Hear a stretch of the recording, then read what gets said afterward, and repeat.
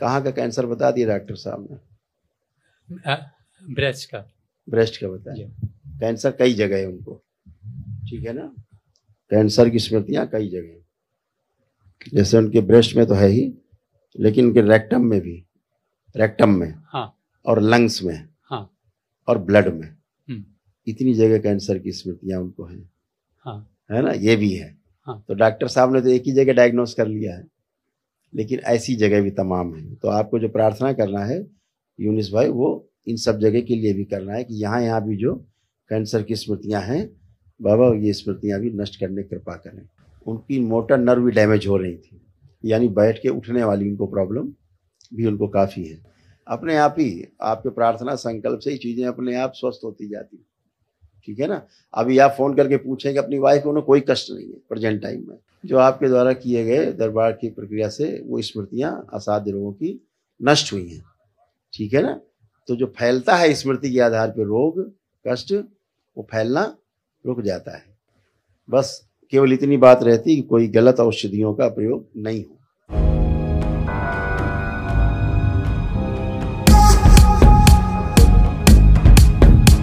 प्रणाम गुरुजी।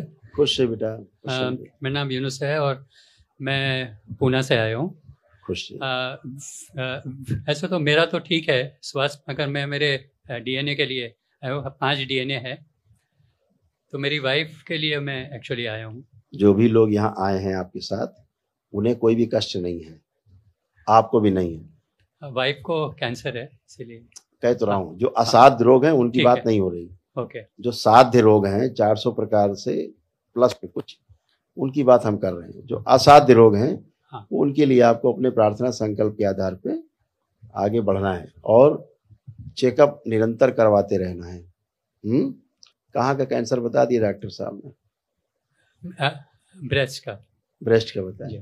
कैंसर कई जगह है उनको, ठीक है ना। कैंसर की स्मृतियाँ कई जगह हैं, जैसे उनके ब्रेस्ट में तो है ही, लेकिन उनके रेक्टम में हाँ, और लंग्स में हाँ, और ब्लड में, इतनी जगह कैंसर की स्मृतियाँ उनको हैं। हाँ, है ना, ये भी है। हाँ। तो डॉक्टर साहब ने तो एक ही जगह डायग्नोस कर लिया है, लेकिन ऐसी जगह भी तमाम है। तो आपको जो प्रार्थना करना है यूनिस भाई, वो इन सब जगह के लिए भी करना है कि यहाँ भी जो कैंसर की स्मृतियाँ हैं, बाबा ये स्मृतियाँ भी नष्ट करने की कृपा करें, है ना, जो हमने आपको बताया। इसके साथ साथ उनकी मोटर नर्व भी डैमेज हो रही थी, यानी बैठ के उठने वाली उनको प्रॉब्लम भी उनको काफ़ी है, कष्टकारी है, कमजोरी है। यूट्रस में भी गांठें और ब्रेस्ट में जो ट्यूमर्स की स्मृतियाँ थी, क्या सर्जरी करा दी क्या आपने? नहीं। हाँ, अच्छा किया है। तो बस इसके आधार पे आपको अपना जांच कराते रहना है, ठीक है। अपने आप ही आपके प्रार्थना संकल्प से ही चीज़ें अपने आप स्वस्थ होती जाती, ठीक है ना। अभी आप फ़ोन करके पूछें कि अपनी वाइफ को उन्हें कोई कष्ट नहीं है प्रेजेंट टाइम में, अगर आई होगी तो अभी पूछ सकते हैं, अभी ना कोई भी कष्ट नहीं। हाँ, इधर नहीं, घर पे कोई आ नहीं बात सकती। कोई बात नहीं। तो बाकी उनको जो भोजन नली है वो भी, उसमें भी कष्ट आ, भोजन करने में कष्ट उनको हो रहे थे। हाँ। तो ये सब कैंसर ही फैल रहा था, और डॉक्टर साहब केवल ब्रेस्ट में लेके बैठे हैं, है ना। उनके हड्डियों में भी कैंसर की स्मृतियाँ थी। ऐसी स्मृतियाँ रहती हैं जो आपके द्वारा किए गए दरबार की प्रक्रिया से वो स्मृतियाँ असाध्य रोगों की नष्ट हुई हैं, ठीक है ना। तो जो फैलता है स्मृति के आधार पर रोग कष्ट, वो फैलना रुक जाता है।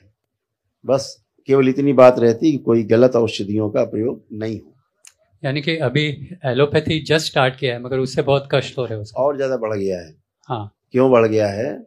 क्योंकि जितना भी आप उसका विरोध करेंगे स्मृतियों का, कैंसर का, उतना ही और कष्टकारी होता है ना। और जैसे ओसीडी भी उनको थी, भयानक ओसीडी, ऑब्सेसिव कंपल्सिव डिसऑर्डर था। सबसे चिढ़ होना, नफरत होना, बात नहीं करने का मन करना, अकेले पड़े रहने का मन करना, ऐसे उनको था ही शुरू से। ये सभी उनका नष्ट हो गया अभी फिलहाल। जो वो उग्र हो जाती थी, गुस्सा उस्सा हो जाती थी, ये सारा उनका कष्ट चला गया। बुद्धि जैसे बंद जाए ऐसे बनी रहती थी, अभी सब प्रखर खुला हुआ है। तो जो असाध्य है उसके लिए आपको आगे प्रयास करते रहना और चेकअप निरंतर कराना है बीच बीच। चेकअप हम लोग होम्योपैथी कर रहे हैं। हाँ, बहुत बढ़िया है। जितना भी प्राकृतिक कर सके, होम्योपैथी कर सके, आयुर्वेदिक कर सके, इसी पे करना है, ठीक है। होम्योपैथिक दी बेस्ट है। तो ये सब नेचुरल है। एलोपैथी में ही थोड़ा सा समस्या बढ़ती है ना।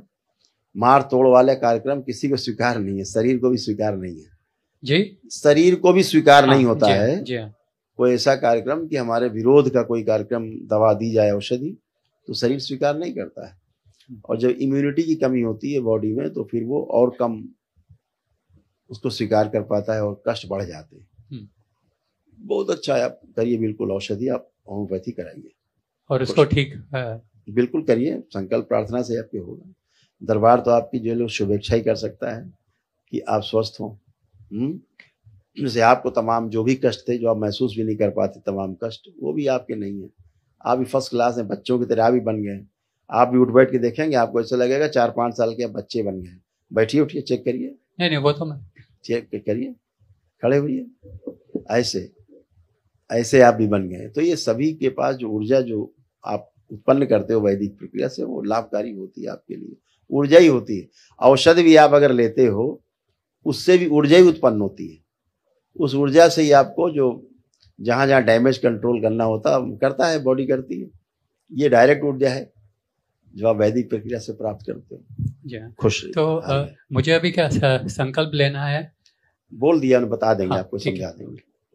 शुक्रिया। चेस्ट में भी पेन आते थे, ये आपके सब जा चुके हैं, जो नहीं बचे।